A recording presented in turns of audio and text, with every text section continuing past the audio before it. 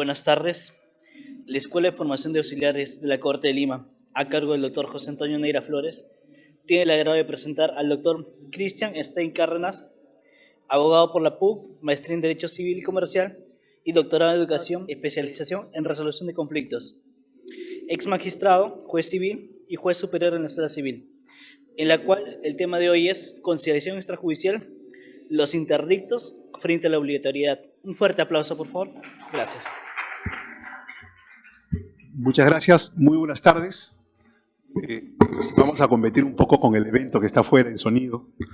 Lo bueno es que tenemos buenos parlantes, a pesar de la voz un poco apagada por una gripe que hace una semana me acompaña, pero ahí vamos.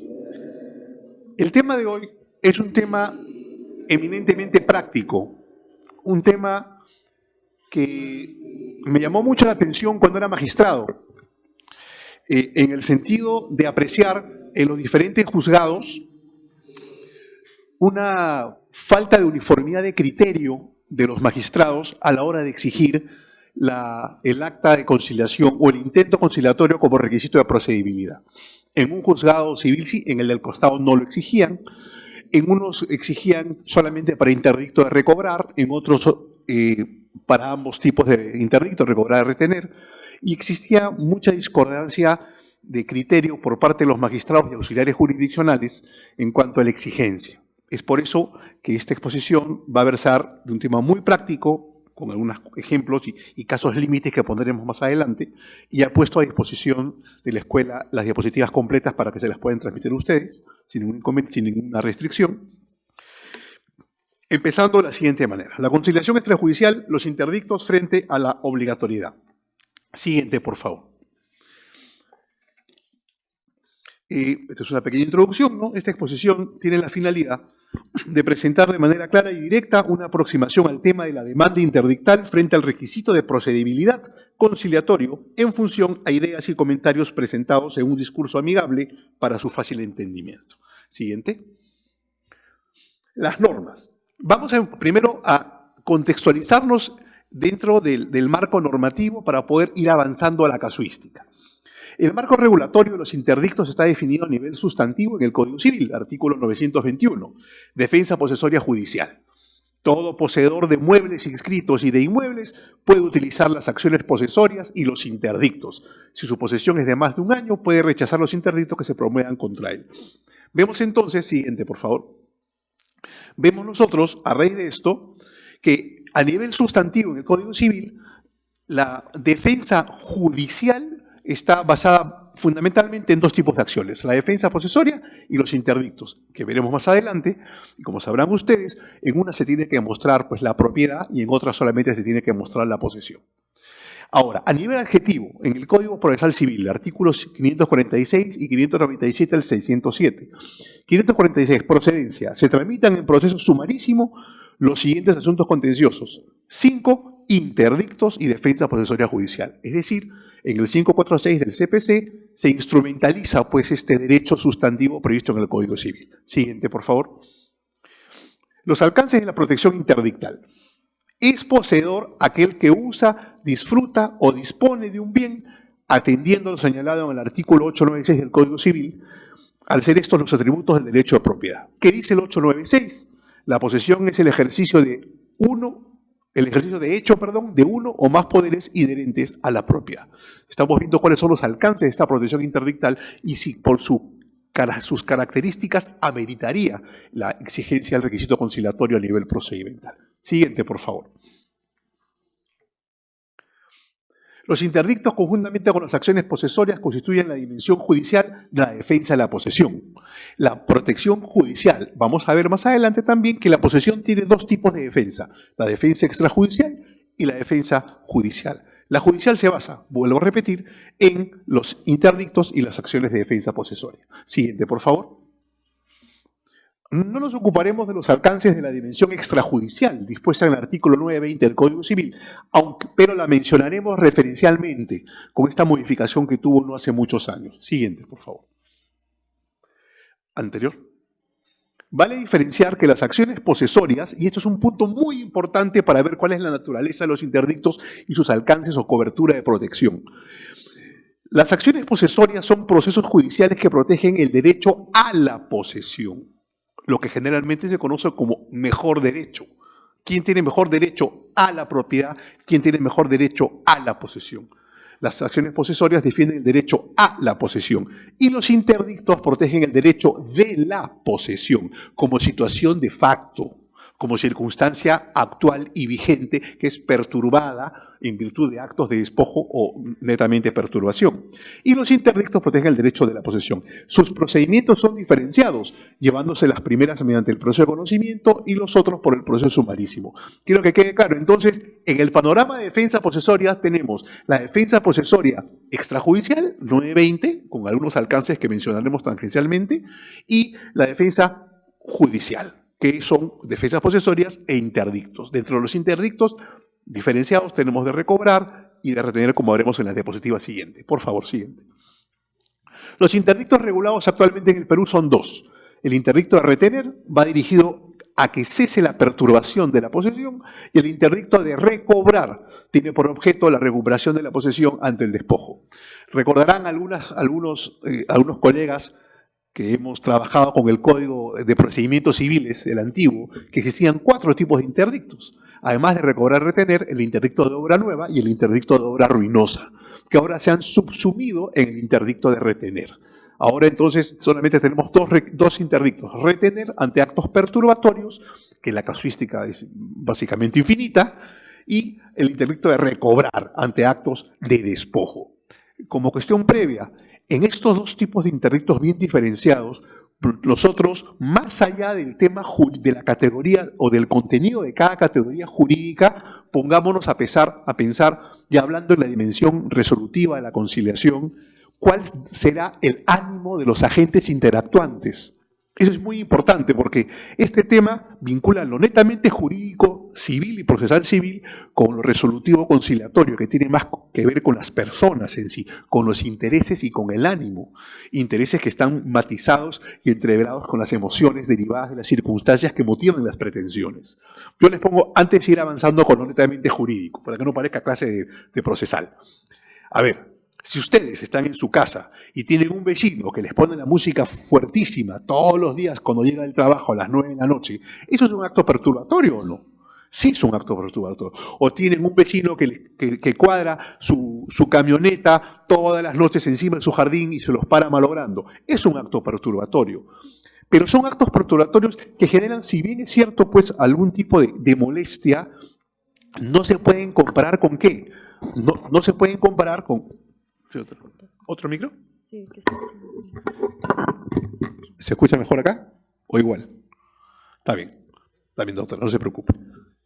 No se puede comparar esa molestia con la molestia que tendrían ustedes de que vienen a trabajar o vienen al curso, llegan a su casa y el vecino se metió en su casa. Ha ocupado su casa y ya no los deja pasar. ¿Qué es más grave como en el sentir de las personas? ¿El acto de perturbación o el acto de despojo? Evidentemente el acto de despojo. Entonces, pónganse a pensar ustedes. Justo ahora venía, hace un momento de Cancillería, tuve reunión ahí con un gran amigo mío, que hemos trabajado juntos, y me comentó de qué era la conferencia que iba a dictar, y él es abogado, le fui comentando, y le puse un ejemplo. ¿Qué pasa si tú llegas ahora a las 8 de la noche o 9 de la noche a tu casa, y sucede que tu vecino te quitó tu casa, no te deja pasar? Tú ¿tendrías ánimo para invitarlo a una audiencia de conciliación para llegar a un acuerdo para que se vaya? Complicado, ¿no? Según el esquema presente, algunos sostienen que sí, que es un requisito de procedibilidad, que si no lo invitas, te declaran improcedente la demanda por falta de interés para obra. Entonces, yo me pongo a pensar, está bien, como abogado y ex magistrado, lo procedimental, ¿correcto? Y lo sustantivo, lo objetivo, lo de puro derecho. Pero también, como instructor en conciliación hace más de 25 años, me pongo a pensar, sí, ¿y qué pasa con el sentimiento? ¿Qué pasa con las emociones? Emociones que son manifestación de un sentimiento. ¿Qué es más grave? ¿Que te quiten o que te molesten? Bueno, hay gente que cierto tipo de molestias las puede llegar a irritar de manera irreparable también. Pero hay que marcar una diferenciación. O sea, primero, la primera pauta que puedo yo decir es que, les voy adelantando, yo lo considero que la regulación legal deba ser la misma para los dos tipos de interdicto. en lo que se refiere a la conciliación. No puede exigirse en ambos casos. Y les voy adelantando una opinión que las veremos en las conclusiones. Yo podría aceptar en algún caso que sea facultativa en los supuestos de interdicto de recobrar, ¿ya? Y en los de retener podría ser obligatoria, aunque me caben mis dudas. No pueden obligar a una persona que ha perdido por despojo, y todo despojo implica violencia o no. Quitarle algo a alguien es un acto de violencia, definitivamente. Entonces no pueden pedirle que se siente a conversar gratamente con esa persona para negociar cómo me devuelven lo que tú me quitaste. Correcto, o sea, esto es como, a ver, marcando las distancias, es como un secuestro. Yo secuestro a tu hijo, si quieres que te lo devuelva, sentémonos a negociar. Algo por el estilo. Entonces, desde el punto de vista resolutivo, no creo que las normas procedimentales deban tener la misma exigencia a nivel formal para los interdictos, para la procedencia o procedibilidad de los requisitos de retener y de recobrar por igual. Eso se los voy adelantando. Entonces, ya vamos ubicándonos, ¿no es cierto? La defensa posesoria puede ser defensa posesoria extrajudicial o judicial. La extrajudicial la retomaremos con la modificación del 920 y la judicial, las defensas posesorias e interdictos. ¿Qué defiende la defensa posesoria? El derecho a la posesión, derecho a poseer, el mejor derecho, como es que le dicen, ¿ok? ¿Y qué defienden los interdictos? El derecho de la posesión como circunstancia vigente y actual, ¿ok? Ya, sigamos, por favor.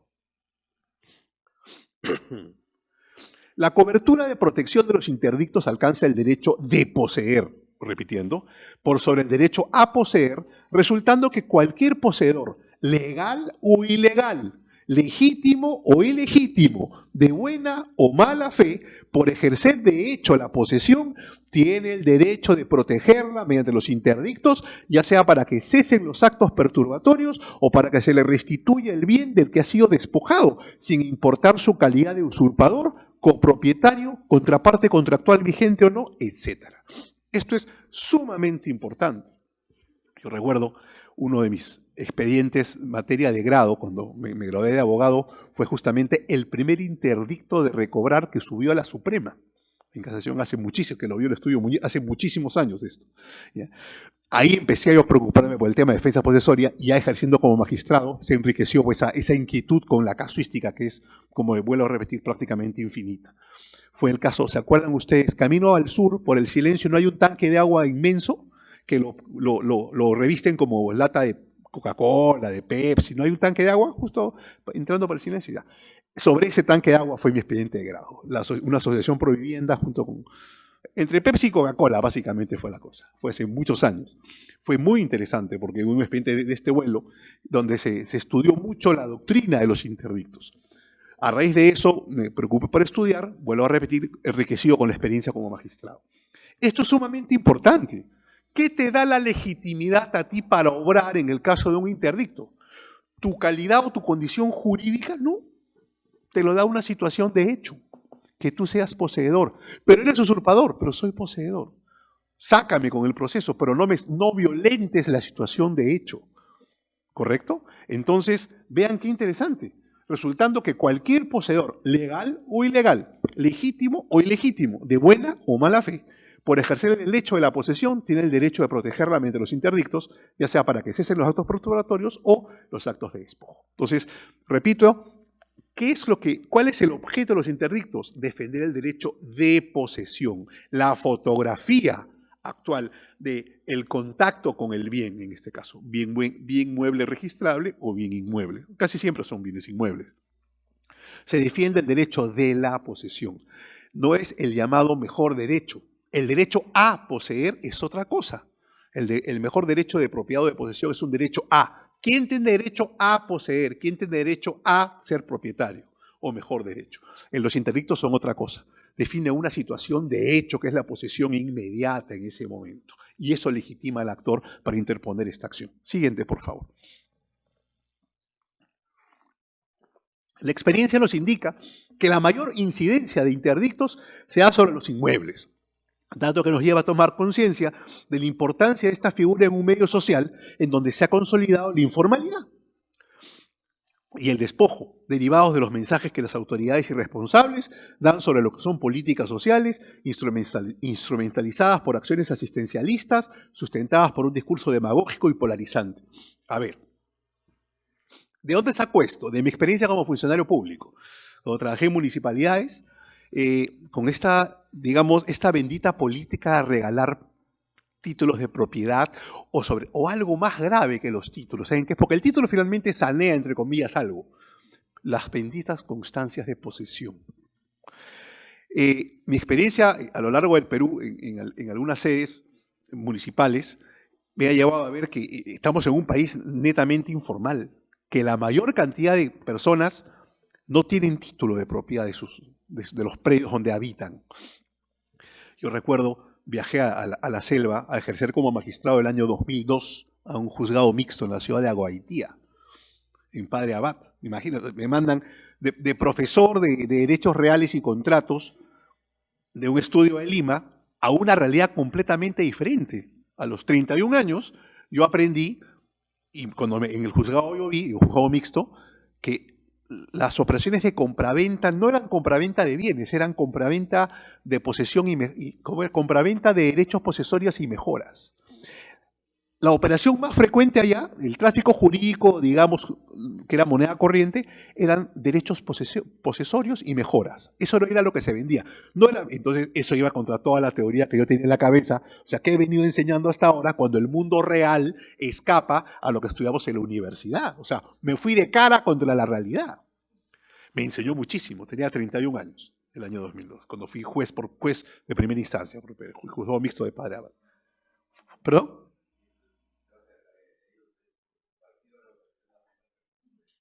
Y además algo muy interesante. Yo decía, pero ¿qué lógica tiene que ellos compren y vendan si no tienen nada? O sea, es más, son terrenos invadidos y que uno le vende al otro, pero lo que vende, ¿qué es? Uno lo cerca y le vende la posesión con la mejora del cerco.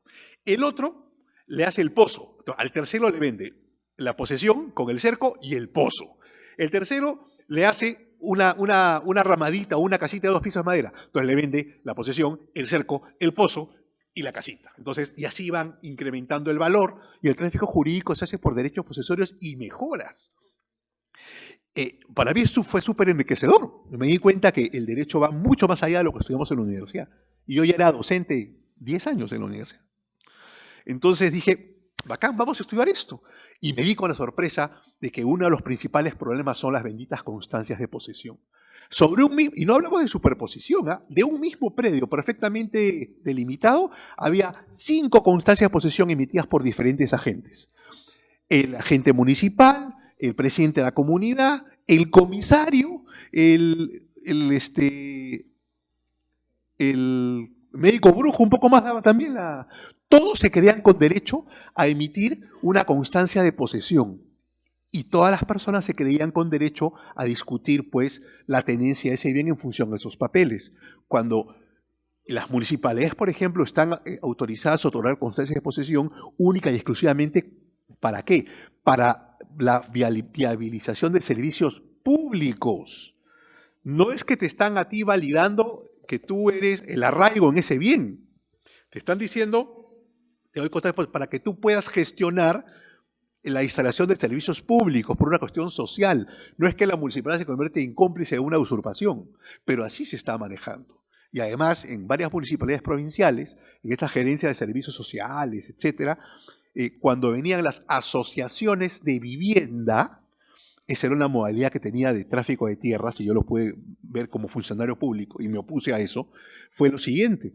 Venía la asociación de vivienda, entonces tenía que escribirse el consejo directivo de la asociación tenía que estar inscrito en la municipalidad para que pueda reconocerse a sus delegados, ¿correcto?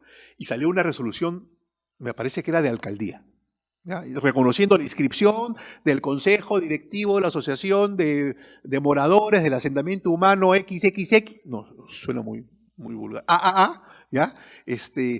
Para efectos de poder concurrir a las reuniones conjuntas con que cite el alcalde. Ya. Pero en esas resoluciones se les daba arraigo. Decía, de la asociación comprendida por los terrenos tal y tal y tal. Entonces había un reconocimiento oficial de una circunstancia irregular, porque eran terrenos sin litigio.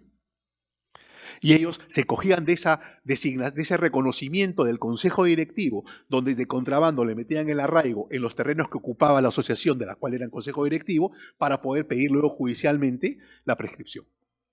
Entonces, hay una serie de mecanismos administrativos muy mal utilizados que sirven pues para respaldar a veces pretensiones ilegítimas.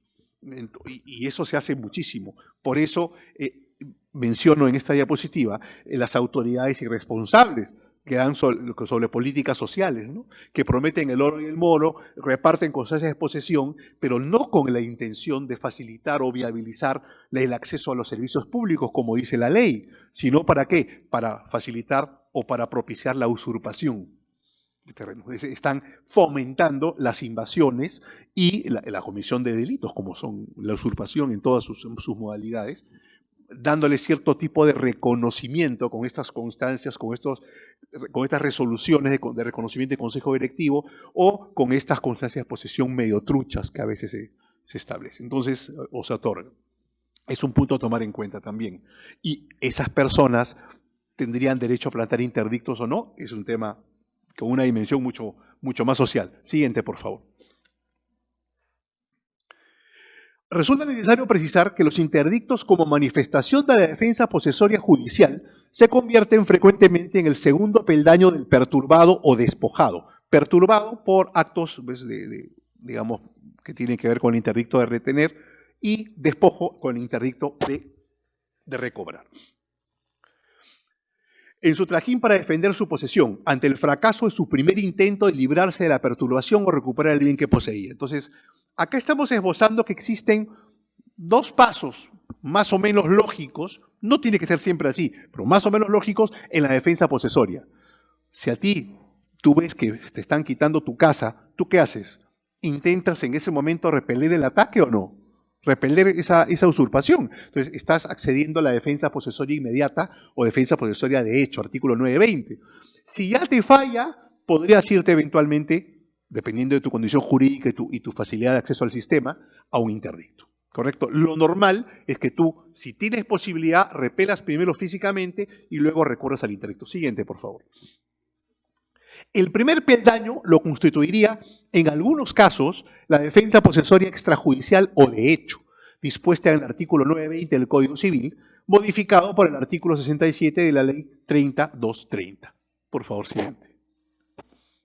Artículo 920. Defensa posesoria extrajudicial. El poseedor puede repeler la fuerza que se emplee contra él o el bien y recobrarlo si fuere desposeído. Siguiente. La acción se realiza dentro de los 15 días siguientes a que tome conocimiento de la desposesión. ¿Se acuerdan que antes era un día? Hace muchos años. En cualquier caso, debe abstenerse de las vías de hecho no justificadas por las circunstancias. Este parrafito, pues, ya implica un análisis, digamos, contextualizado en cada caso, ¿no? ¿Cuáles son vías de hecho no justificadas? A ver, si vienen 10 matones con palos y yo saco un revólver, ¿es justificado o no? Entramos a la discusión, algo así como la proporcionalidad de medios en la legítima defensa en lo penal. O sea, ¿en qué circunstancias digamos, aceptable una vía de hecho o justificable dadas las circunstancias? Número, cantidad de personas, utilización de armas, era de noche, no veía bien, escuchaba bulla, yo disparé, pero eran 3 personas, pero parecían 20 porque gritaban como 20. Entonces, ojo con esto, este parrafito genera la necesidad de un análisis contextualizado en cada casuística, porque hay que ver cuándo era, dónde era, quiénes eran y cómo estaban. No es que únicamente se puede realizar esto mismo operación matemática, no, tiene que haber un análisis mucho más exhaustivo. Siguiente, por favor. El propietario de un inmueble que no tenga edificación o ésta se encuentre en dicho proceso puede invocar también la defensa señalada en el párrafo anterior, la posesoria inmediata, en caso de que su inmueble fuera ocupado por un poseedor precario. En ningún caso procede la defensa posesoria si el poseedor precario ha usufructuado el bien como propietario por lo menos 10 años. Acá hay claro, ¿a qué se está refiriendo? A buen entendedor, si está 10 años en el bien, se refiere a la prescripción, ¿no es cierto? 945 Código Civil, la prescripción. Recuerden que la prescripción adquisitiva o usucapión es una manera de adquisición de la propiedad por el solo transcurso del tiempo. ¿Qué te dice? El que posee de forma pacífica, pública y permanente como propietario con animus domini, ejerciendo actos públicos de dominio por 10 años, es automáticamente propietario, siendo el reconocimiento, siendo las gestiones notariales o judiciales un mero reconocimiento, teniendo carácter declarativo, no constitutivo, dicen las normas. Pero ahí hay algo que me preocupa. Está bien, están diciendo, si tiene más de 10 años, ya no procede contra él porque sería propietario, pero dice usufructuado. ¿Y usufructuado qué significa? Hacerlo trabajar para generar una renta. Debería decir poseído, nada más. Porque le están exigiendo, está yendo un poco más allá. Además de la exigencia de la permanencia pública, pacífica y continua por 10 años como propietario, le están pidiendo que lo haya trabajado. Porque el usufructo implica algo más. Implica una ganancia sobre la base de una cesión temporal del bien o no. Entonces, ahí creo que había una descalibración del tema. Si quisieron decir, bueno, si ya prescribió, no procede pues la defensa posesoria, porque ya es propietario, ¿qué lo vas a sacar? Pero están yendo un poquito más de la prescripción. Le están exigiendo los requisitos del 945, que son posesión continua, pacífica y pública, como propietario por ese elemento objetivo, pues, posesión pacífica, pública y continua, elemento subjetivo, como propietario, y además que lo haya usufructado, una actividad económica. Lo cual habría que estudiar un poquito más a fondo, ¿no? Para darle un pequeño ajustón a este tema. Siguiente, por favor. La Policía Nacional del Perú, así como las municipalidades respectivas, en el marco de sus competencias previstas en la Ley Orgánica de Municipalidades, deben prestar el apoyo necesario a efectos de garantizar el estricto cumplimiento del presente artículo bajo responsabilidad. Apoyo para efectos de guardar el orden público en el caso pues, de alteraciones, disturbios, violencia, que la defensa posesoria, entenderán ustedes, mis queridos amigos, que en el caso de aplicación del 920, muy complicado es que la defensa, por favor, retírate. ¿Cómo no? Me voy a retirar. Nunca va a pasar eso. Siempre va a haber actos de violencia. Desde los insultos de ley, ¿correcto? Los típicos, hasta aventarse cosas, rotura de puertas, ventanas, si no es bombas molotov, balones de gas, que son las típicas, ¿no es cierto? ¿Vieron lo que sucedió hoy día en Quitos, o sea, en las noticias? A mí me indignó. Será que tengo un hijo chiquito. Una profesora de un nido de inicial, de niños de 4 años, la profesora, que iba a ser desalojada de su casa por una cuestión de falta de pago, se llevó a los chiquitos del nido, a sus alumnos, a su casa y los puso en la reja como carne de cañón para evitar el desalojo. Eso pasó hoy en Iquitos. Salió en las noticias a mediodía. O sea, ¿dónde estamos? La persona que está encargada en la cual nosotros confiamos para que cuida a nuestros hijos cuando no estamos nosotros, se lo lleva para evitar un desalojo. Ven los policías de asalto con sus cascos, con la vara, todos los matones, y los chiquitos de 4 agarrados de la manito en la reja, cubriendo la puerta. Eso son cosas que son... ¿Dónde está llegando el sistema? Son absolutamente inaceptables. Esa señora debería ser denunciada por el Ministerio Público ya. Por exposición de personas en peligro y entre otras cosas más, ¿correcto? Imagínense que le pase eso a sus hijos, ¿ustedes qué harían? Ahí sí creo que podría valerme la emoción violenta, ¿no? En el caso de homicidio, ¿no? Porque la verdad resulta inaceptable. Pero en fin, era defensa posesor. Llegaron a un acuerdo finalmente. Los niños le fueron útiles para evitar el desalojo, porque estaba la policía ahí, y finalmente eso motivó que llegaran a un arreglo. O sea, para ella fue un instrumento de diálogo el usar a los niños. Ahora lo van a repetir en la noche de todas maneras, porque ha sido un escándalo. Bueno, la policía tiene que intervenir definitivamente, porque la defensa posesoria va a implicar actos de violencia psicológica o física de todas maneras. ¿Ok? Siguiente, por favor. En ningún caso procede la defensa posesoria contra el propietario de un inmueble, salvo que se haya operado la prescripción regulada en el artículo 950. Eso queda claro. Siguiente. Esto que hemos revisado nosotros, esos alcances de la defensa interdictal y la defensa posesoria inmediata o física, debe ser complementado con lo prescrito en el artículo 603 del Código Procesal Civil, modificado por la Ley 30.199. 603. Interdicto a recobrar. Procede cuando el poseedor es despojado de su posesión, siempre que no haya mediado proceso previo. Obviamente, si estamos ante una ejecución de una resolución judicial, no existe legitimación para... La situación de hecho se desvirtúa, porque ahí están aplicando un derecho declarado por un juez. Por lo tanto, no cabe oposición interdictal, de acción interdictal ante ejecución judicial. Eso creo que queda clarísimo, ¿no es cierto? Además, ni el propietario inscrito puede oponerse porque están declarando un derecho a favor de otra persona. Siguiente, por favor. Sin embargo, si se prueba que el despojo ocurrió en ejercicio del derecho contenido en el artículo 920, la demanda será declarada improcedente. Es decir, yo no puedo usar un interdicto, claro, yo te quito a ti, tú me sacas a patadas y yo te planteo un interdicto. Entonces, nadie sabe para quién trabaja. El sistema estaría amparando, claro, yo ejerzo, yo te quito, tú me sacas a... Tú ejerces tu derecho de defensa posesoria que el sistema prevé y yo utilizo el sistema judicial para contrarrestar el ejercicio legítimo de un derecho. Por eso, eso es absolutamente inaceptable.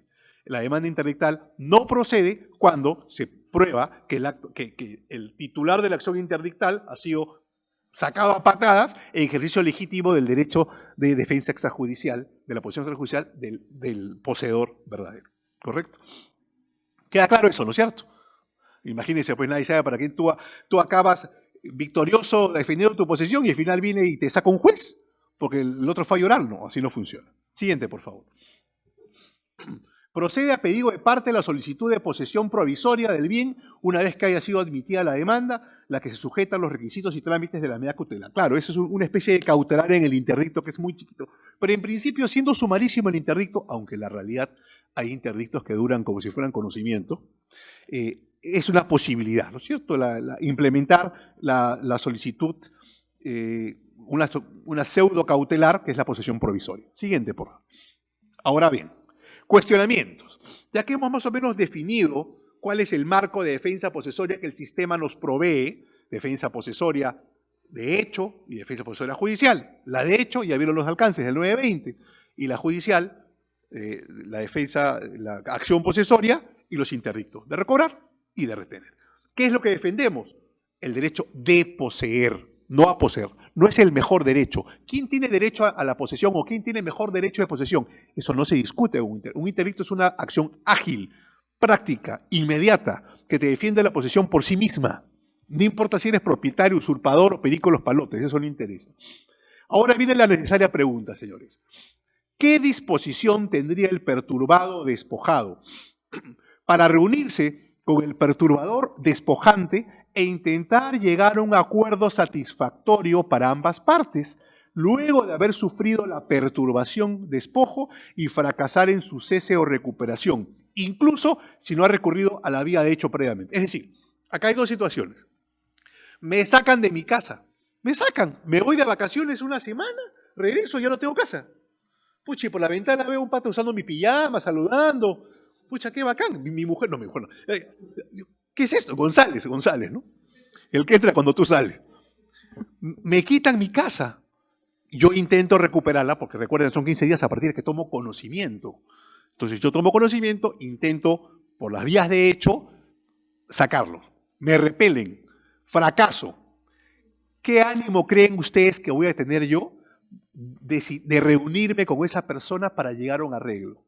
Incluso si ni siquiera intento recuperar, sino de frente voy a poder judicial a plantear un interdicto.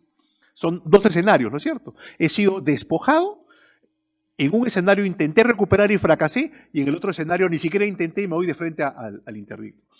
¿Ustedes creen, volviendo a la pregunta que hice inicialmente, que esa persona despojada por actos de violencia, porque en este caso la violencia, el solo despojo ya es un acto de violencia, o es imposible quitarle algo a alguien sin violencia? Es violencia. No, que no se dio cuenta. No, señores, el acto de despojar, ¿la violencia tiene varias dimensiones o no? Ahora que está de moda la violencia, ¿no? Cada vez más. Violencia física, violencia psicológica, vis compulsiva, vis absoluta, amenaza, amedrentamiento, etcétera, etcétera. El solo hecho de que tú te sientas despojado de tu bien, ¿ya es violencia o no? Pero por supuesto que sí. Entonces, la pregunta es, ¿qué disposición tendrá el despojado para poder sentarse a conversar con el despojante? No creo que mucha, ¿no? Siguiente, por favor. Lo que nos lleva a la pregunta subsecuente. ¿Es razonable exigirle al perturbado despojado que invite al perturbador despojante, no hablamos si es legal, es razonable, a una audiencia de conciliación para cumplir con el requisito de procedibilidad previsto en el artículo 6 de la Ley 26.8, Ley de Conciliación, modificada por el Ley 70, castigándolo ante su omisión con la improcedencia de la demanda interdictal por manifiesta falta de interés para obrar. Entonces, le están diciendo a una persona que fue despojado, encima intentó recuperar y lo sacaron a patada, salió humillado, salió quiñado, ¿ya? Que plantea una demanda al Poder Judicial y dicen, no has presentado conciliación, por lo tanto tú no tienes interés para obrar. ¿Cómo que no, si en mi casa? ¿Quién más va a tener interés para obrar que yo? Es una inconsistencia para mí, absoluta inconsistencia. Me han quitado mi casa, me han pateado, me han insultado, me han botado a patadas al intentar recuperarla y ahora vengo donde usted, señor juez, y me dice que no tengo interés para obrar. ¿Por qué no? ¿Cómo quiere que lo llame una conciliación? O sea, no, es absolutamente inviable. Siguiente, por favor. Son dos cuestionamientos. Estimo que tendiendo a la naturaleza, características y alcances de la institución conciliatoria, no sería viable aplicar dicho método de solución de conflictos, además de la afectación del acceso a la tutela jurisdiccional y otros temas que no corresponde tratar en este momento. Yo creo, siendo conscientes de lo que es una conciliación en palabras simples es una negociación asistida. ¿Qué es una negociación? Cuando dos personas se sientan para ponerse de acuerdo sobre algo en función a sus intereses, ¿correcto?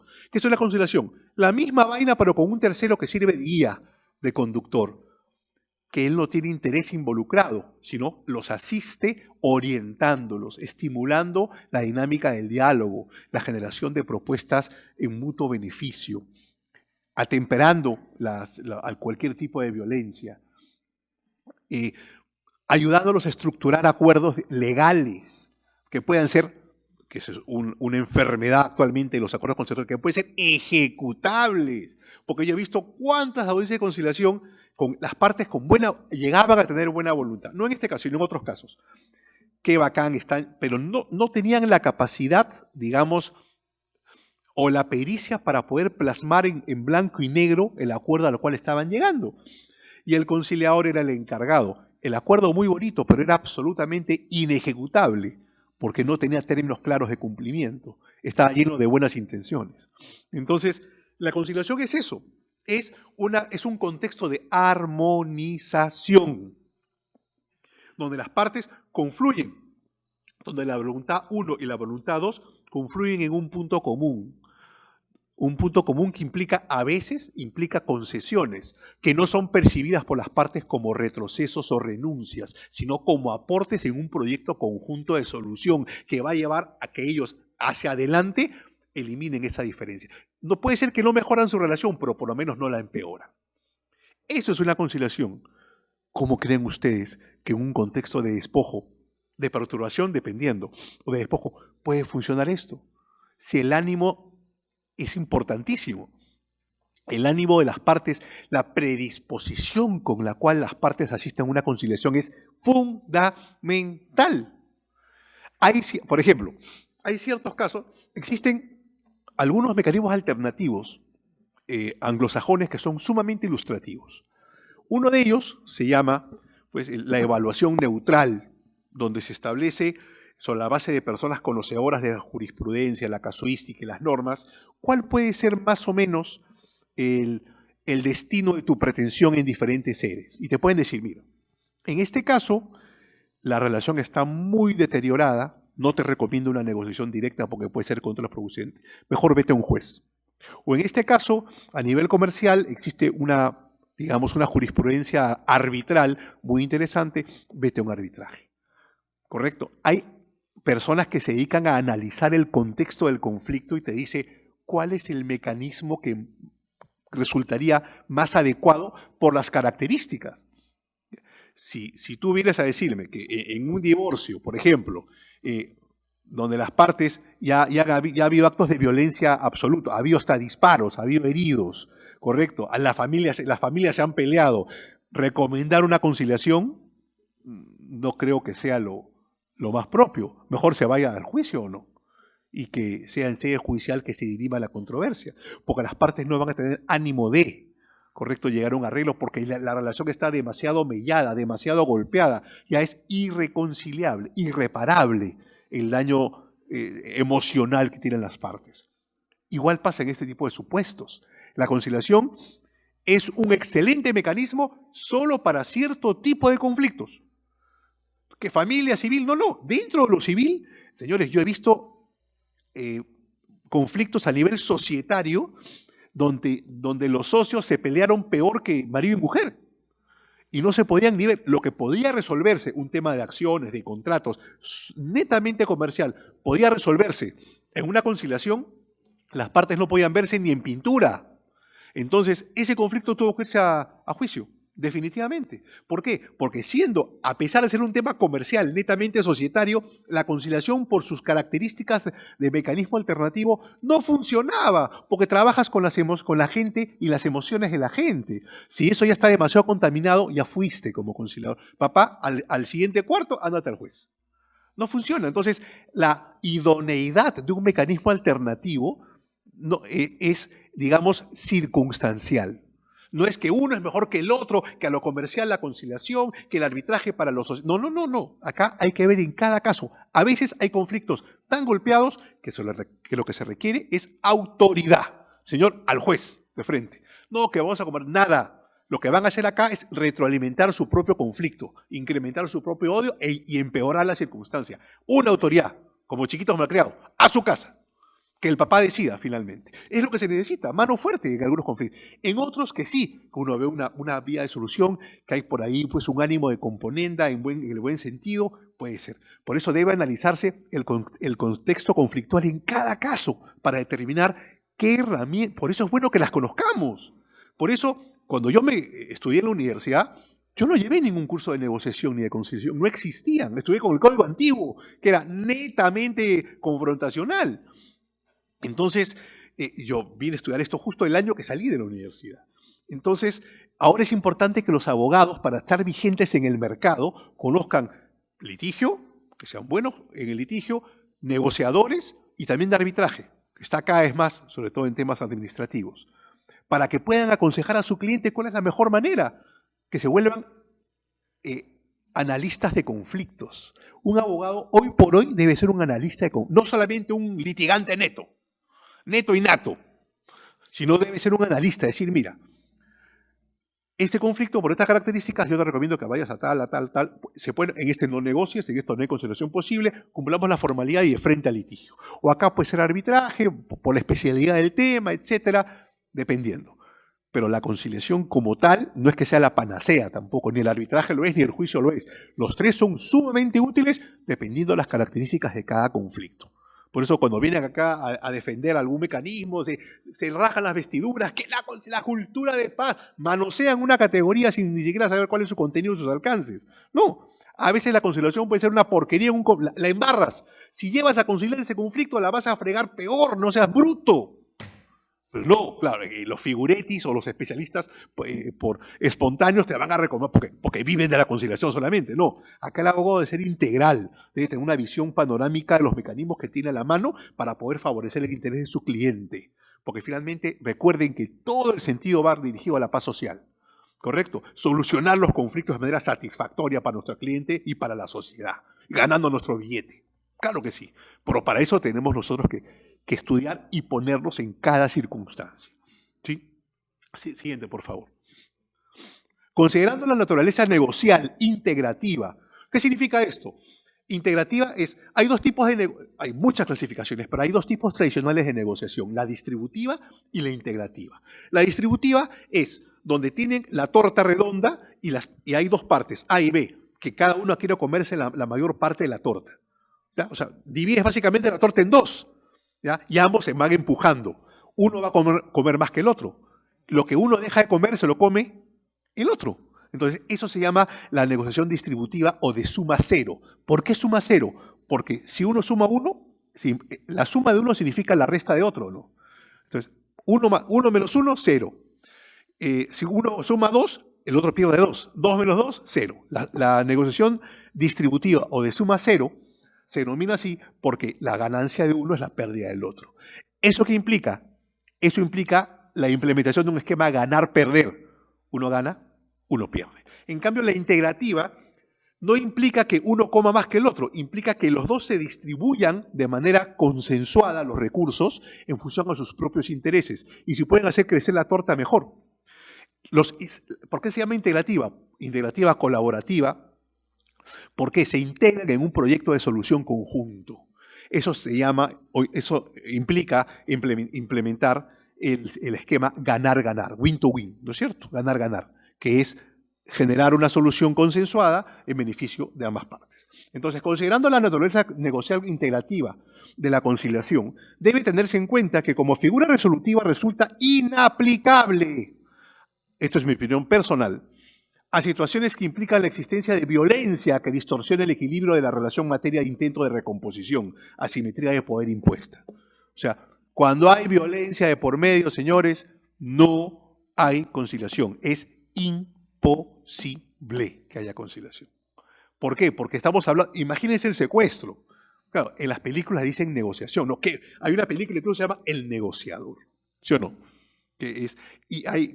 ¿Recuerdan esa? Que es un negro y un blanco, que uno eran competencia, vivían en diferentes ciudades para diferentes equipos de policía, y resulta que uno de los capos negociadores con los secuestradores se convierte en secuestrador. Y entre los dos mejores negociadores policiales, uno es secuestrado y otro es secuestrado, uno es de la policía y otro es secuestrador, y empiezan a negociar y ambos conocían los trucos del otro, ¿ya? Ese tipo de negociación no es este tipo de negociación, es una negociación especial, una negociación a nivel de criminalística, ¿ok? No es una negociación ni distributiva ni integrativa. ¿Saben por qué? Porque tiene un componente que se considera no negocial, que es el componente de la violencia. Cuando hay violencia, no cabe negociación, ni distributiva ni integrativa, como es la conciliación. Por eso digo, considerando la naturaleza negocial integrativa de la conciliación, debe tenerse en cuenta que como figura resolutiva resulta inaplicable a situaciones que implican la existencia de violencia que distorsiona el equilibrio de la relación en materia de intento de recomposición, asimetría de poder impuesta. Siguiente, por favor. Siendo que las circunstancias conformadas por actos de perturbación y sobre todo de despojo de los que se deriva la pretensión interdictal, sea cesatoria o recuperatoria, configuran un contexto en el que se violenta la posesión del accionante por parte del demandado, trastornándola, reduciéndola e incluso eliminándola. Entonces, yo sostengo que todo despojo es un acto de violencia. ¿Por qué? Porque en la psicología del despojado, dígame si no se siente violentado. Dígame si no se siente violentado. Definitivamente, que no es una violencia perceptible fácilmente, pero es una violencia que tiene consecuencias evidentes en la psicología y en la mente y en el ánimo del despojado. Siguiente, por favor. Lo que desvirtúa desde la perspectiva teórica la utilización de la conciliación como herramienta autocompositiva en el marco de actos de violencia manifiesta y evidente. Esto ratifica lo que acabo de decir. Siguiente, por favor. Además, se tiene el argumento que tratándose de una vía procedimental sumaria, no cabría dilatar el inicio del proceso con el trámite conciliatorio, ya que desnaturalizaría su vocación sumarísima. Claro, si el interdicto sumario, incrementar el tiempo con la audiencia de conciliación que puede durar hasta 30 días, no resulta muy lógico, ¿no? Le quito el dinamismo que el sistema está buscando a la defensa posesoria judicial. Aunque, sin embargo, reconocemos que en la realidad judicial se aprecian procesos interdictales que duran incluso más que los de conocimiento. He visto algunos casos. Con lo que este argumento pierde fuerza por su contraste con el escenario litigioso actual. Bueno, lamentablemente hay ciertas circunstancias que son, pues, de Ripley, ¿no?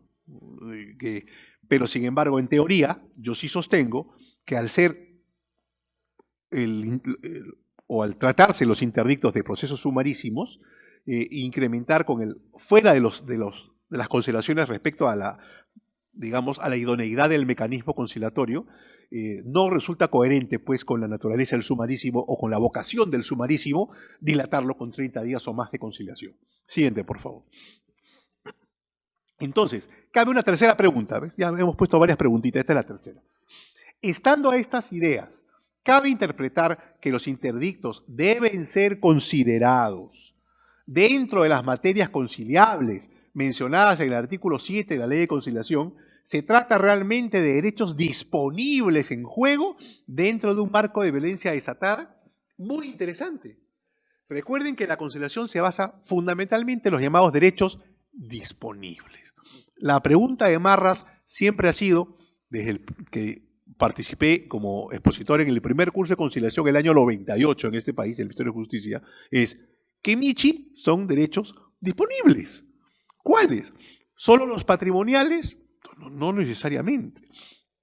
En Colombia lo simplificaron mucho. O sea, es conciliable lo transigible, punto. Evitaron problemas. Acá no. Acá hay una lista. En las primeras normas de conciliación existía pues qué era disponible y qué no. Luego ha ido modificando. El siguiente, por favor. Pensamos que cuando hay violencia no cabe negociación, al menos aquella que se aplique en el esquema que sustenta la conciliación en nuestro país, como ya hemos dicho. Siguiente. La cuestión es simple. ¿Cesa la violencia o cesa? Y para eso el sistema provee al poseedor de las vías de hecho y de derecho como las anotadas. Es decir, yo creo que habiendo violencia como componente fundamental del contexto conflictual, en el caso de la disposición o la perturbación, señores, acá tiene que ir de frente al autor, o a la recuperación de hecho o a la autoridad judicial. La conciliación no está diseñada para un contexto conflictual de violencia, ¿correcto? Es más, si el conciliador se da cuenta en el marco de una conciliación con un pretexto diferente, que existe digamos, una violencia irrefrenable, suspende la audiencia y se archiva el caso y se acabó ahí. ¿Por qué? Porque él no puede fomentar que esa violencia escale en el conflicto a raíz de la propia audiencia, porque hay ciertas situaciones donde mientras las partes no se vean mejor, basta que se vean y se reactivan pues los recuerdos, las emociones, recordar es volver a vivir y todo lo demás, y la cosa puede acabar mal. Incluso hay audiencia de conciliación donde se han agarrado a golpes, ¿ya? Y hay otras que entre las partes le han pegado al conciliador también. Siguiente, por favor. Con violencia como presupuesto no cabe negociar, dado que la violencia no es negociable. Por eso, señores, recuerdan que en violencia familiar no cabe conciliación. Fue eliminado. Antes sí, ahora ya no. Yo alguna vez en Huancayo, hace muchísimos años, hablo de 90 y pico, inicio de los 2000, vi un acta de conciliación donde una persona se comprometía a tratar de no pegar a un caballero, de no pegarle a su mujer, y en todo caso no darle más de 3 cachetadas. Es cierto, no es broma. Interesante percepción, ¿no? Estaban negociando con la violencia, porque entendieron que más de 3 podía hacerle daño, venía borracho, entonces no más de 3, que 3 era algo, y ella estuvo de acuerdo, sí, 3 me parece aceptable, es razonable. Ya saben, hay precedentes, no más de 3. ¿No?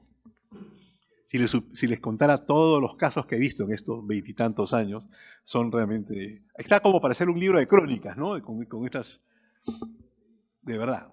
Con un amigo lo hemos pensado, porque estamos recopilando las que hemos ido guardando, porque eso las fotocopiamos. Vamos a recopilar, borrar los nombres, obviamente, y sacar algo bien interesante. Sí. Siguiente, por favor.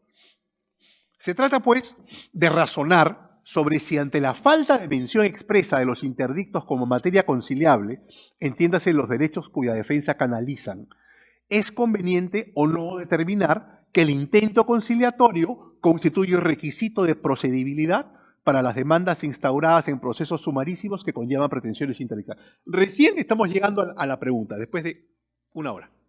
Estamos llegando porque primero hay que ponerlos en contexto, y eso que ha sido un poco rápido. O sea, ahora vamos a lo jurídico. No existe taxativamente la obligación de que sí o que no. ¿Ok? Sí, por ejemplo, ha salido este año, se los puedo pasar también si quieren por correo electrónico, lo pongo a su disposición. El Ministerio de Justicia ha sacado un librito que se llama Absolución de consultas sobre conciliación extrajudicial, 2015 y 2016. ¿Ok? Me parece que es de abril, la edición, marzo 2017. ¿Ok? Y acá, se los voy a pasar, para que se los entregue. Se lo paso por correo. Dice acá, 7. página 19. ¿Es materia conciliable el interdicto de recobrar por despojo judicial? Primicia, dice. Análisis. Dice, el artículo 605 del Código Procesal Civil prescribe que el tercero desposeído como consecuencia de la ejecución de una orden judicial es un supuesto diferente, ¿o no? Es el desposeído a raíz de una orden judicial. ¿Y qué hemos dicho? Que ahí el interdicto es improcedente. Pero vamos a ver qué dice. Repito, el artículo 605 del Código Procesal Civil prescribe que el tercero, desposeído como consecuencia de la ejecución de una orden judicial, expedida en un proceso en el que no ha sido emplazado o citado, puede interponer interdicto de recobrar. Bueno, asimismo, establece que el tercero perjudicado con la orden judicial debe acudir ante el juez que le expidió solicitando la restitución. De estimarla procedente, ésta accederá inmediatamente al pedido, caso contrario lo rechazará, quedando expedito el derecho de aquel para hacerlo valer en otro proceso. Respuesta. El interdicto de recobrar por despojo judicial constituye materia no conciliable, dice acá. Pues el juez que ordenó dicho despojo tiene la potestad exclusiva para restituir la posesión. Pues este es un supuesto diferente, es un tercero que no había sido emplazado y pone una resolución. Ahí cabe una tercería. Entonces, por acá creo que están disparando para otro lado, ¿correcto? Es la única mención que hay en la guía sobre ese tema. Y te ponen un informe. 015-2015, JUS, DJDPA, no sé, Dirección de Conciliación y Mecanismos Alternativos, del 3 de junio del 2015. Interesante este documento porque tiene varios casitos, se los voy a hacer llegar. Y además de esto, porque la ley no dice nada, el reglamento tampoco, por eso he ahí que esta exposición adquiere sentido. Ante la falta de definición del marco jurídico, ¿se exige o no se exige? El Ministerio sacó una directiva, en su momento esotérica directiva, que nos convocó a un grupo de especialistas, a varios, de hace muchos años. Dimos la opinión, pero no sé ni para qué nos invitaron, porque no tomaron en cuenta ni una. Finalmente hicieron lo que le dio la gana. Bueno, en fin, tienen el derecho, están en el poder, ¿no es cierto? Ya. Entonces, mediante resolución directoral 069-2016 JUS, se estableció la directiva 01-2016. Lineamientos para la correcta prestación del servicio de conciliación extrajudicial. ¿Ok? Muy cuestionable. Tiene cosas positivas. Hasta mi suegra tiene cosas positivas. Todo tiene cosas positivas. Pero tiene cosas muy cuestionables.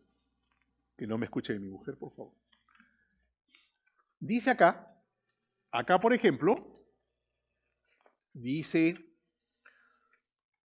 disposiciones generales, materias conciliables, dice acá. El punto 5 de la directiva 5.1, son materias conciliables aquellas pretensiones determinadas que versen sobre derechos de libre disposición de las partes, plasmadas en la solicitud y las pretensiones determinables que las partes conciliantes puedan desarrollar en la audiencia de conciliación. Y empieza materia de familia, materia civil. En materia civil lo tenemos en el punto JKL. Interdicto de retener y recobrar. Constituye un instrumento para el cese de los actos perturbatorios de la posesión o la restitución de la misma. Se admite con la documentación que sustente la pretensión. Entonces, a ver, según la ley y el reglamento, no nos dice que sea una materia conciliable o no. En una directiva aprobada por resolución directoral se establece como materia conciliable. En principio, recobrar y retener. Yo digo, ustedes como litigantes, ¿qué harían? ¿Es exigible o no? ¿Es requisito de procedibilidad o no? No existe norma imperativa. Una directiva que, ojo al título, lineamientos para la correcta prestación del servicio de conciliación. O sea, esto está hecho para los que prestan el servicio de conciliación, no para que los magistrados determinen si es procedente o no. Esto es para la chamba de los centros de conciliación y conciliadores. ¿Qué cosa le están diciendo acá? Si vienen con una conciliación derivada, que trata sobre un conflicto que tiene que ver con despojo o perturbación, chapa la chamba, porque es materia conciliable. ¿Correcto? No están diciendo si es exigible o no, pero ¿no es tendencioso? O sea, para efectos del ministerio, para la labor de los centros, es materia conciliable. Y si es conciliable, en materia civil no sería exigible según la ley, pero sin embargo en la ley no está. ¿Hay un conflicto o no? Entonces, el ente rector de la conciliación en el Perú le dice a los centros privados y públicos, acéptalo, es materia conciliable. Pero en la ley no digo nada en el reglamento, no lo determino como el requisito de procedibilidad de una demanda civil. Por eso los jueces, algunos sí y algunos no. Le voy a hacer llegar la directiva y el cuadernito este que han sacado sobre guía rápida de absolución de consultas sobre conciliación extrajudicial. ¿Ya? Entonces, estamos digamos, en el sumum de la exposición. Es decir, señores, se trata pues de razonar, y repito, ante la falta de mención expresa de los interdictos como materia conciliable, y me refiero no en una directiva de lineamientos para centro de conciliación, en la ley y en el reglamento que aprobado por decreto supremo, es conveniente o no determinar que el intento conciliatorio constituye requisito de procedibilidad para las demandas instauradas en los procesos sumarísimos que conllevan protecciones interdictales. Siguiente, por favor.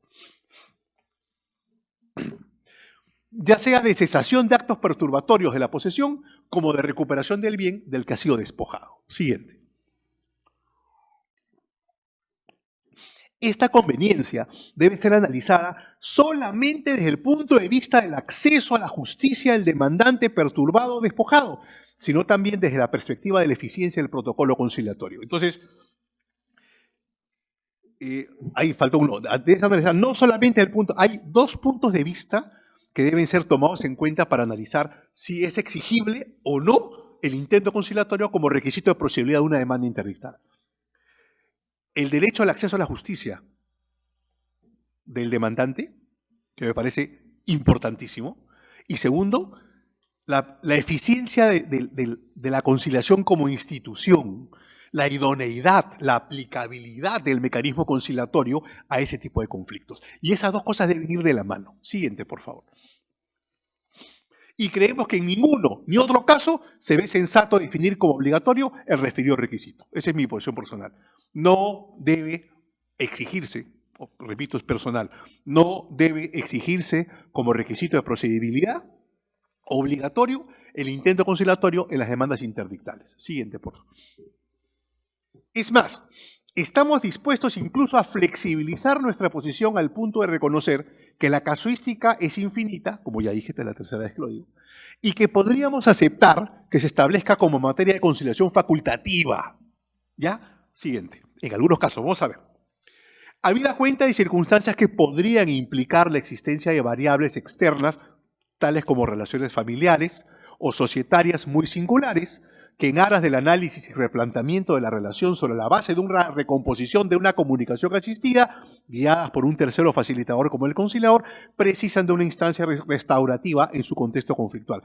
Pleito entre familias. El que me desposeyó, pues, es mi hermano.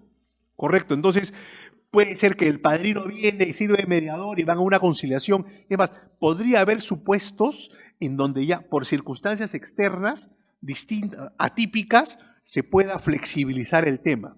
Pero, digamos, como regla general, yo sustento la inaplicabilidad del requisito conciliatorio previo a la demanda interdictal. Siguiente, por favor. No decimos que nunca podría resultar, pero sí estamos seguros que casi nunca. La conciliación en el caso de un conflicto derivado de una desposesión. Por ello, es mejor no exigir como obligatoria a la conciliación prejudicial y dejarle al perturbado despojado la decisión de elegir si opta por intentar conciliar o si por demandar directamente sin escalas autocompositivas. Es decir, señores, pónganlo como facultativa y acabemos con la incertidumbre. Porque sí me parece discriminatorio que yo fui juez de un juzgado civil, bueno, de dos. Primero de este y luego de este. Está uno al lado del otro. ¿Ya? Y depende del juez cambiar el criterio. O sea, cuando yo acá no exigía yo, en la acá sí exigía. Y cuando nos cambiaron, acá no se exigía, y acá no se exigía. Entonces, eso es discriminatorio para los propios litigantes. Eso perturba el acceso a la justicia a unos y a otros no. ¿Por qué el ejercicio regular de un derecho tiene que ser distinto en los litigantes?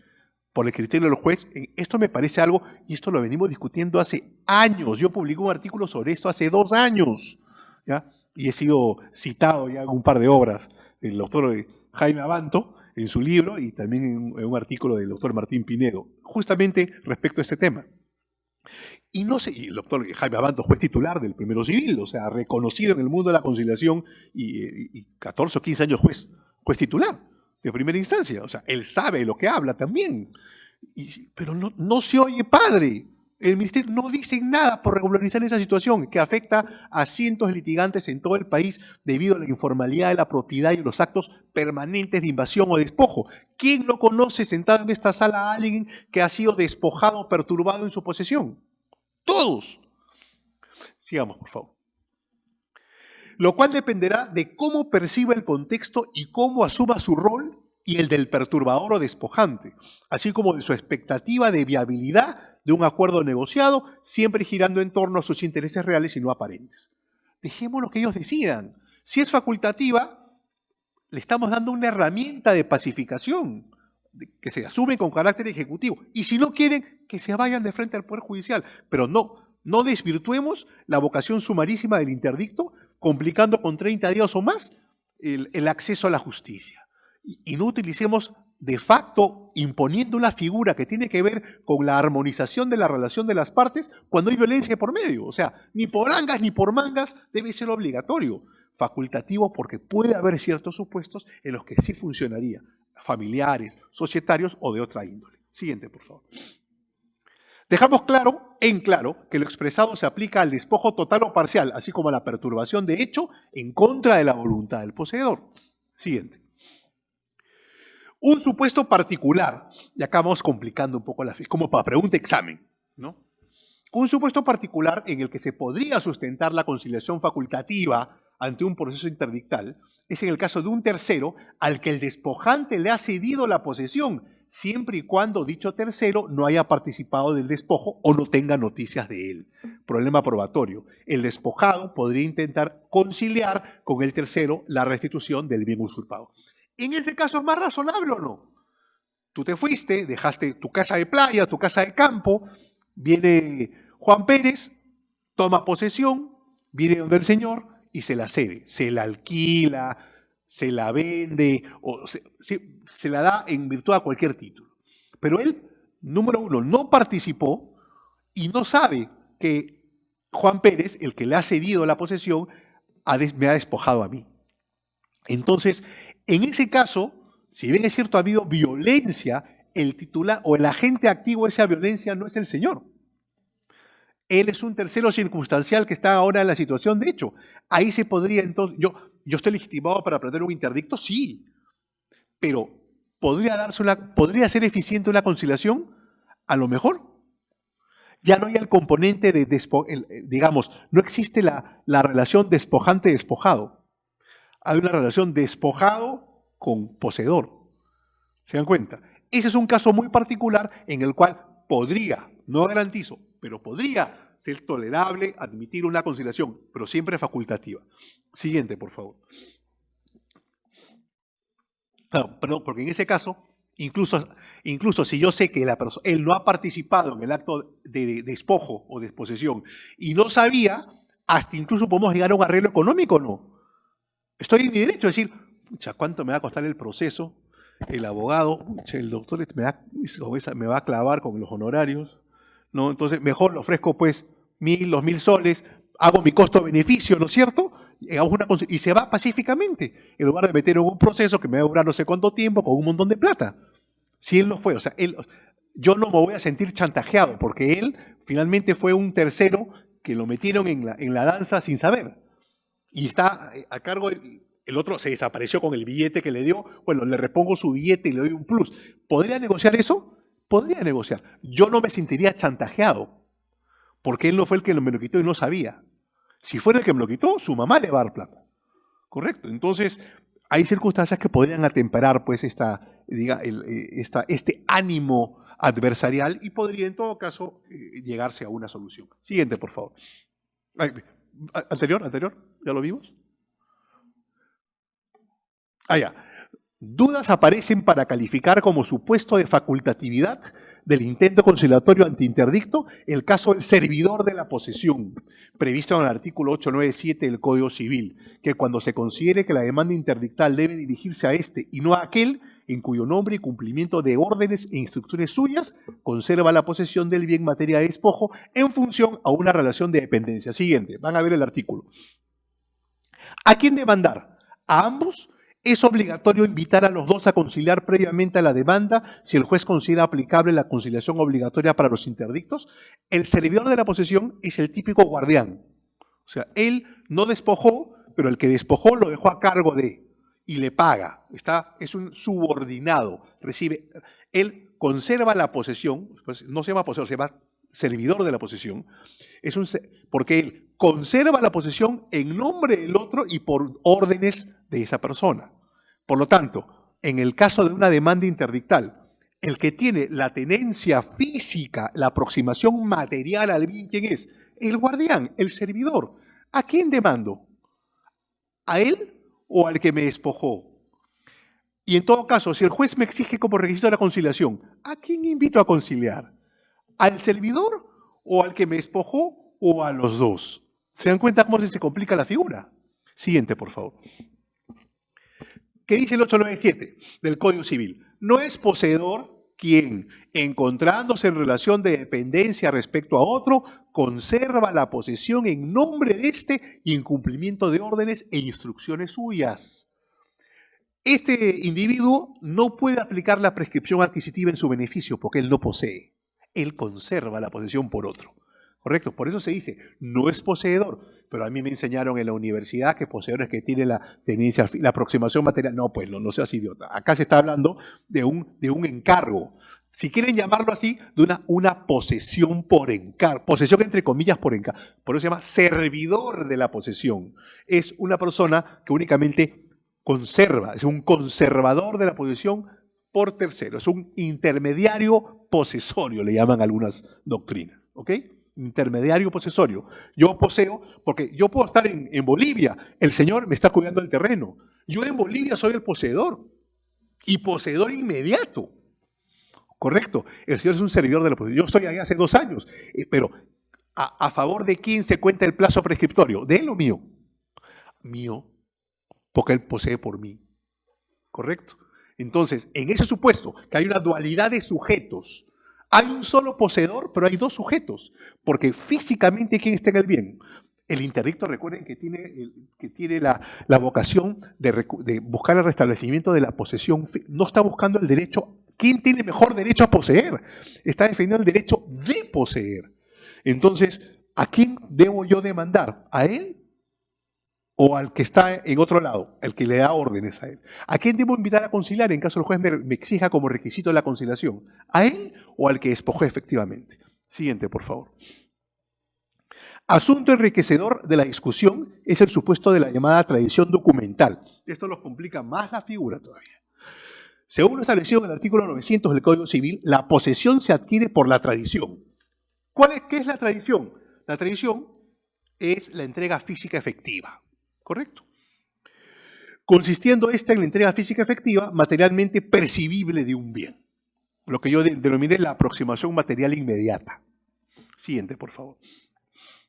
No obstante, en el artículo 903 del Código Civil, la tradición también opera con la entrega de los documentos destinados a recoger bienes en viaje o sujetos a regímenes especiales como el de almacenes generales, siendo que se entiende entregados los bienes con la entrega, a su vez, de los mencionados documentos. Entonces, a veces la posesión de un bien que no se mueve de acá se efectúa porque en este documento se dice que se encuentra incorporado el derecho de posesión. Entonces, la transferencia de este material de este documento que incorpora el derecho de posesión implica que se transfirió la posesión del bien. O sea, el bien no se ha movido físicamente, pero como hay una ficción jurídica que incorpora ese derecho de posesión en un documento, la circulación del documento implica la circulación del bien. ¿Correcto? Sigamos, por favor. Ahora, depende si se considera que estos documentos incorporan el derecho de posesión o el derecho a la posesión. Se complica más aún el escenario.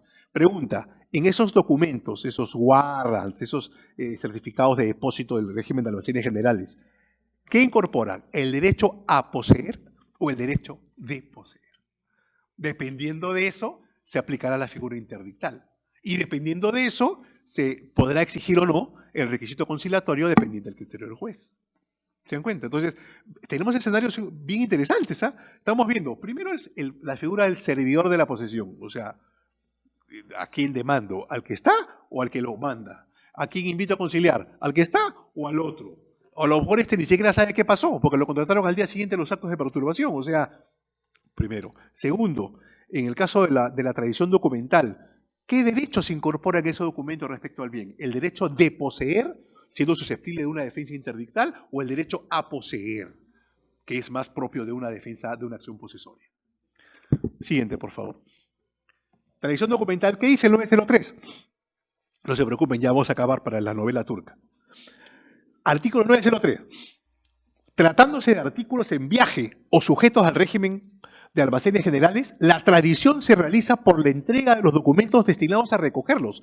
¿La tradición de qué? Del bien. O sea, es si quieren, una transmisión de posesión ficta. Siguiente, por favor. Sin embargo, el adquirente de buena fe de objetos no identificables, a quien se hubiera hecho entrega de los mismos, tiene preferencia sobre el tenedor de los documentos, salvo por el contrario. Claro, a ver, yo confío en que me han dado un documento donde se incorpora el derecho de poseer o a poseer este bien. Y yo estoy feliz en mi casa diciendo, soy dueño de un vaso, qué bacán.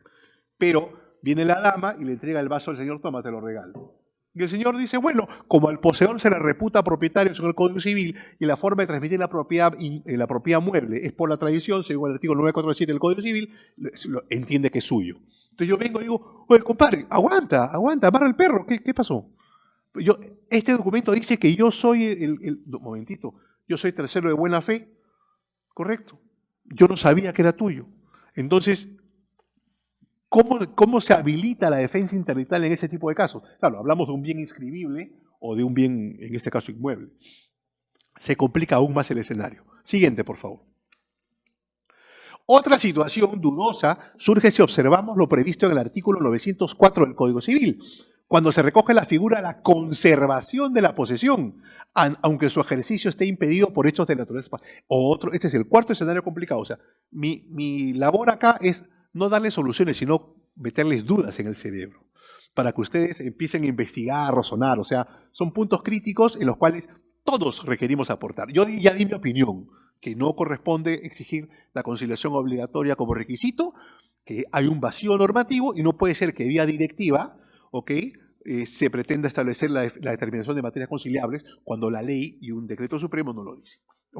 Pero estamos viendo casos límites, ¿no? Este es el cuarto escenario complicado.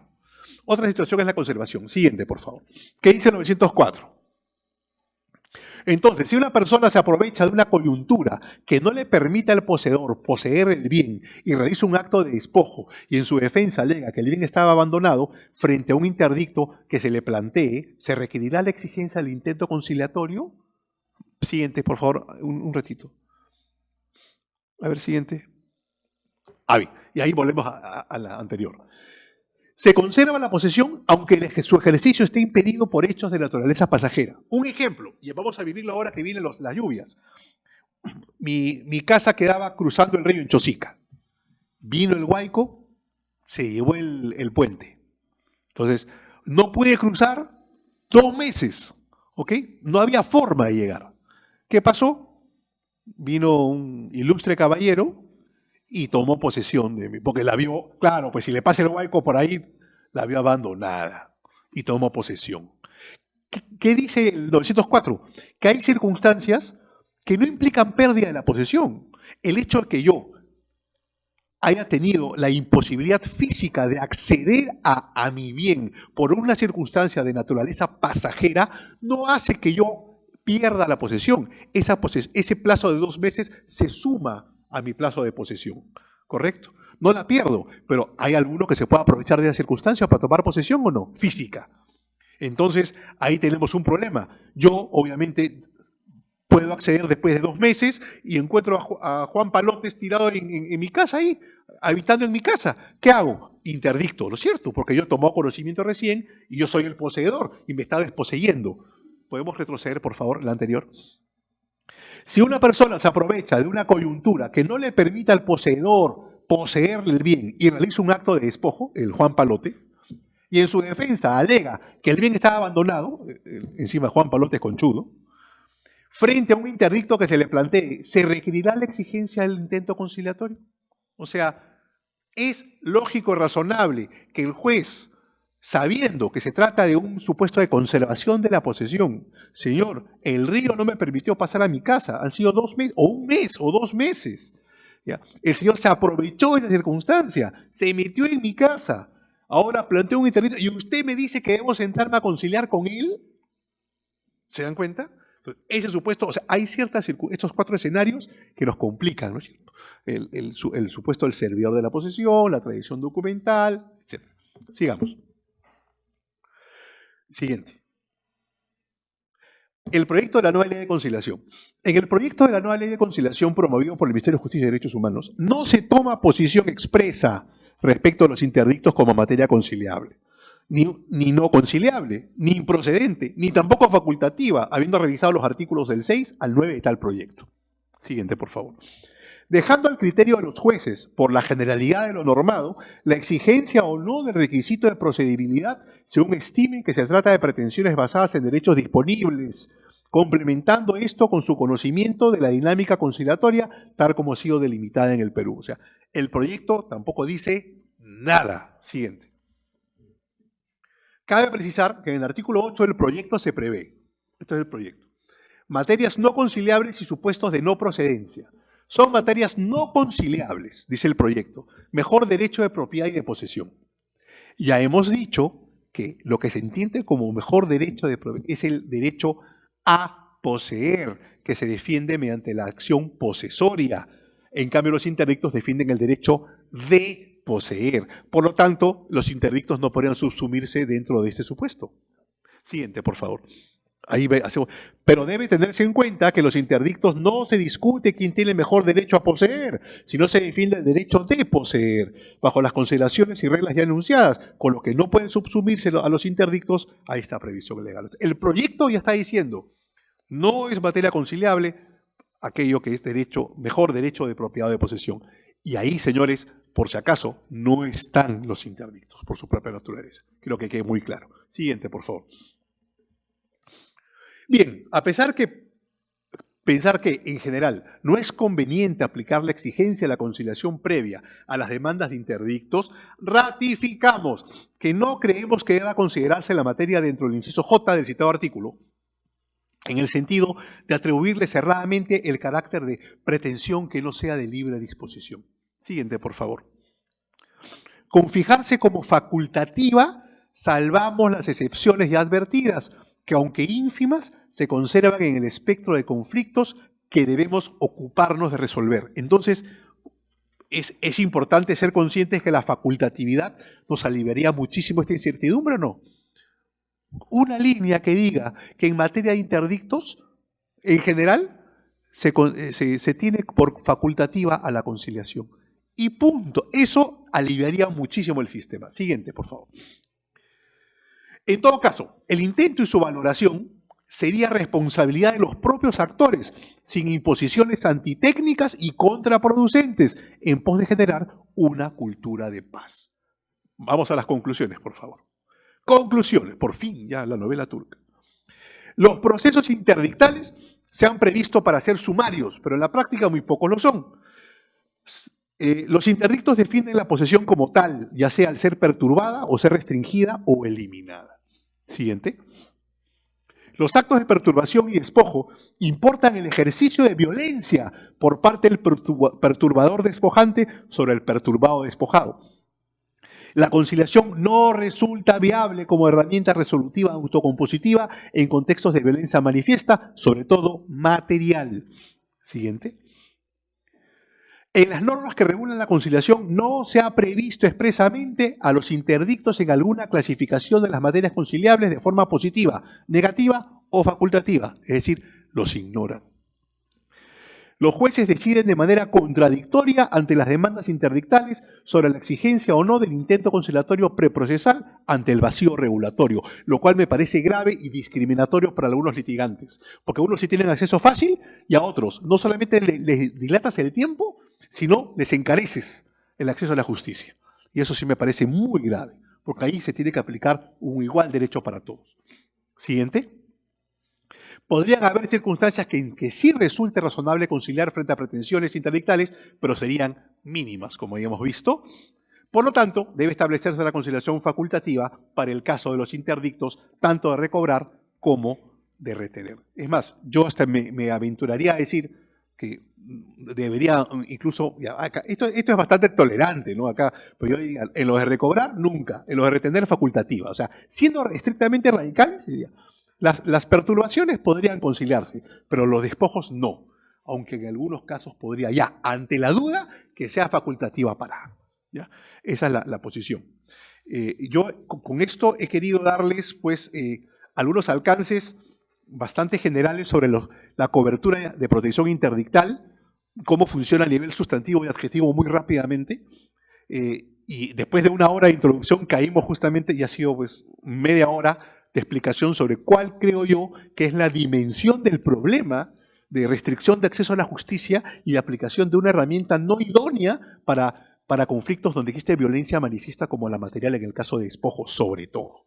Creo que mi opinión ha quedado bastante clara, sin embargo, me quedo satisfecho de haber sembrado esas pequeñas dudas en esos casos límites para que ustedes puedan, pues, en atención a su sana inquietud intelectual, incrementar pues, la revisión de casos y el estudio y poder compartir en otro evento con ustedes. Muchísimas gracias, muy amable.